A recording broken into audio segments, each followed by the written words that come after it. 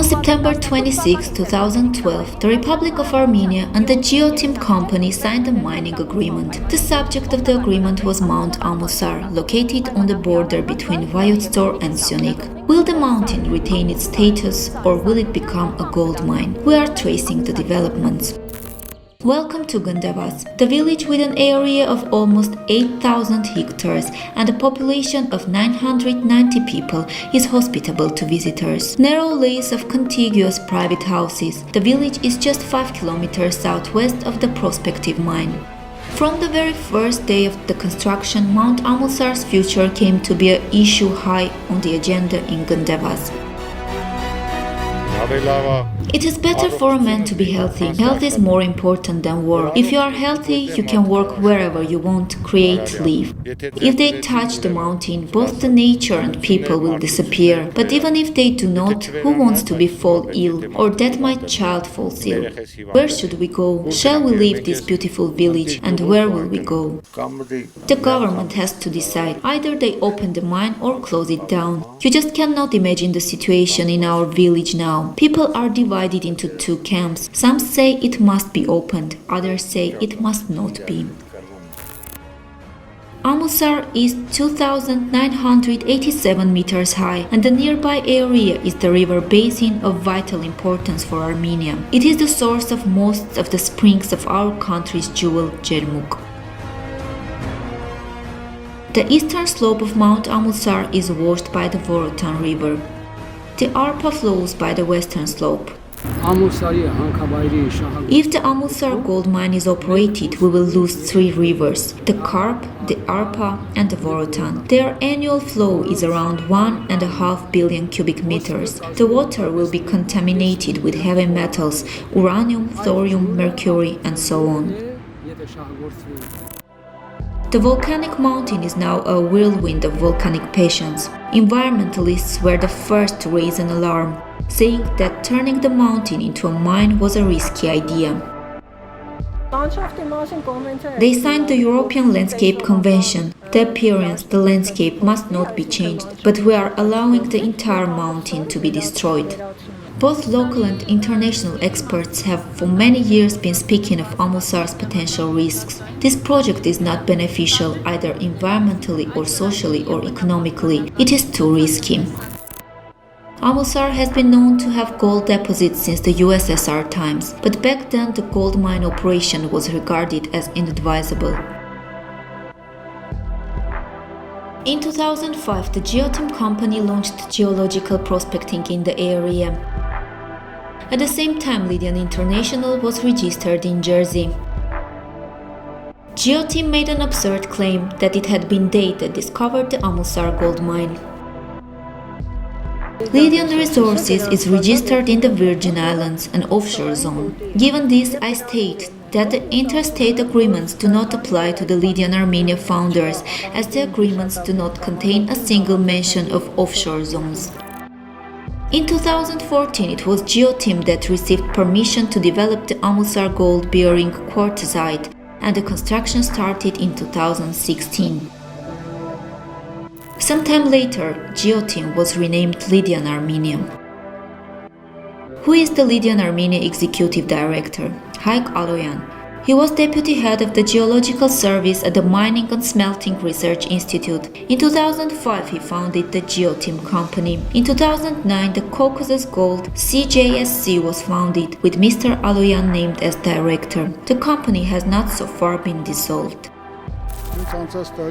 Last year, during the construction work, they damaged the drinking water pipeline, supplying water to Gndevaz, and dark water, that is mud, flowed from the taps in village homes. And it was only during the construction.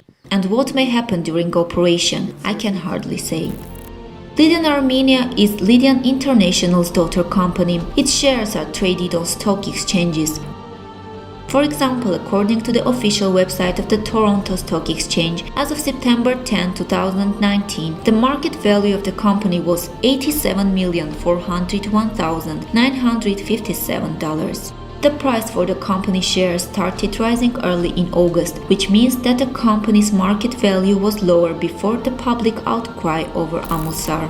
In search of the British company's Yerevan office, we reached the 7th floor of the Erebuni Plaza Hotel at 26/1 Vasgen Sargsyan Street. No one hosted us there. All our efforts to talk to a staff member proved futile. I would like to ask you, don't you, I mean a company representative or a PR officer, want again to give any explanations? No, dear Anahit, I think we gave all our explanations in our last press release, if your question is about Elard or the rest. Lydian International has two projects on its agenda, Amulsar and Kelam.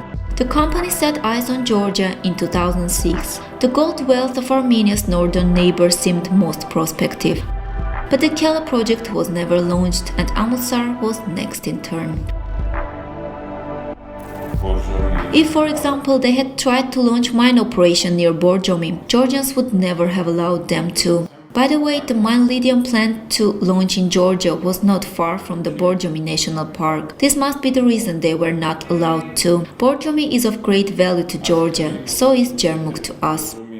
Under the contract, an area of about 4,000 hectares was put at the company's disposal. The project is to be completed in 10 years. The deadline was 2018. Considering the contract, we can say that only 0.7 gram of gold can on average be extracted from 1 ton of ore. According to experts, this figure proves that the mine is not attractive in terms of operation. We can say it is an unworkable deposit.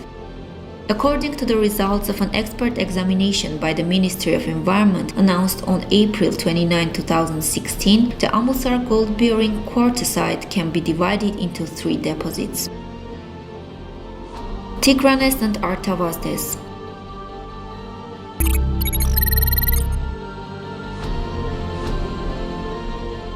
Erato.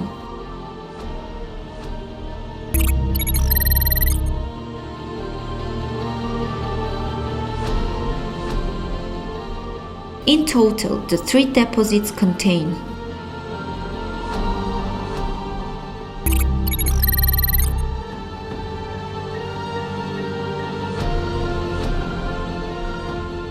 from $50 to $60 million were to be transferred to Armenia's state budget annually. Under the 10-year project, the total of $500 to $600 million was to be transferred to Armenia's state budget.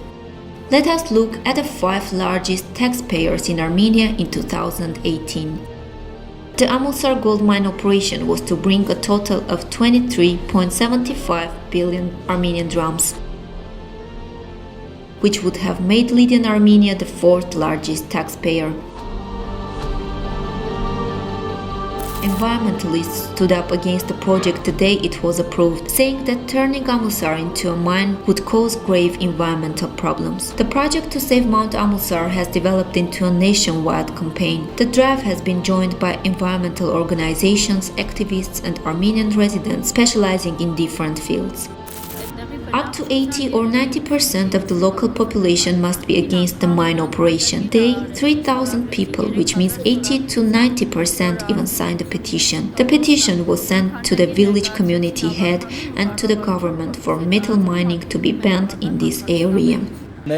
We are not against this company. Our goal is a ban on operations on Amulsar, and we do not care about whether it is an Armenian company or a foreign one, no matter what company or organization it may be.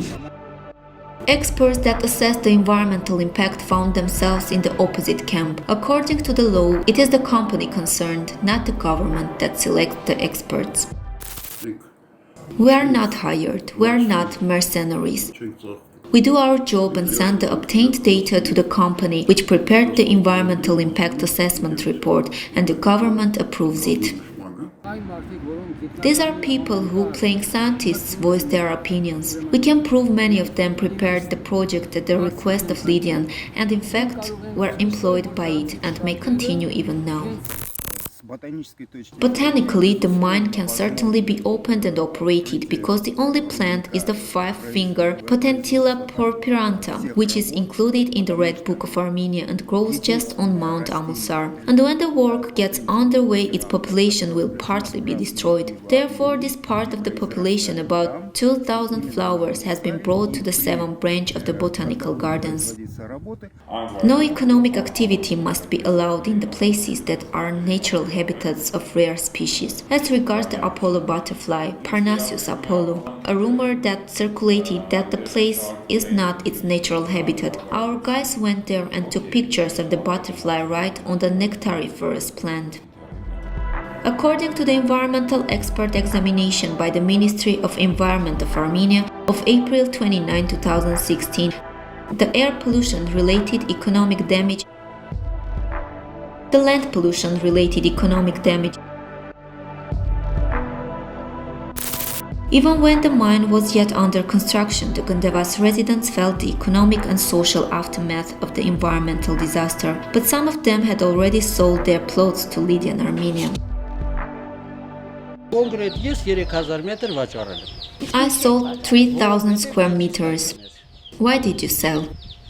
Because it was the last stage. They deceived us, saying they would prioritize the public interests or take it free and do so and so. They came and deceived the people in 2 or 3 days. We did not even know anything about meetings. Those people from Lydian decided something there and left. The mine is a source of poison. If it is put into operation, it will harm our health. In 2018, Armenia's investigation committee launched a criminal investigation into the situation surrounding Mount Amulsar and into the facts of officials concealing the environmental impact data. Given the public outcry over Amulsar, on March 18, 2019, the investigation committee appointed a comprehensive expert examination, which was conducted by a large international company experts. The results showed the real situation surrounding the Amulsar project. The environmental impact assessment report is seriously faulty. The Amulsar project remains incomplete. Neither camp is going to give up. Let them be so kind as to resolve the problem, either this way or that. It would rather not operate. Some people are against other people. My sister is holding a celebration today, but her brothers are not coming. One of them is an activist, whereas the other is for mine operation. Gndevaz residents are keeping track of all the decisions on Amulsar. The problem is #1 topic in villagers' talks.